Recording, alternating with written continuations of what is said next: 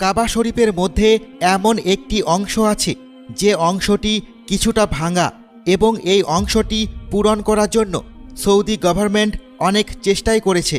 দেশ বিদেশের বিভিন্ন ইঞ্জিনিয়ার্সরা চেষ্টা করেছে এই ফাঁকা অংশটি পূরণ করবার জন্য।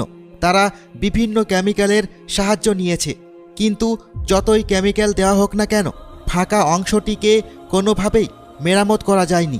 এরপর ইঞ্জিনিয়ার্স জানতে পারে যে হজরত আলী রাদিয়াল্লাহু তাআলা আনহুর মা এই ফাঁকা অংশ দিয়ে কাবা ঘরের মধ্যে প্রবেশ করেছিলেন, এবং সেখানে হজরত আলী রাদিয়াল্লাহু তাআলা আনহুর জন্ম হয়, যে আলী ছিলেন বদর যুদ্ধে বিশেষ বীরত্বের জন্য মুহাম্মদ সাল্লাল্লাহু আলাইহি ওয়াসাল্লাম তাকে জুলফিকার নামক একটি তরবারি উপহার দেন।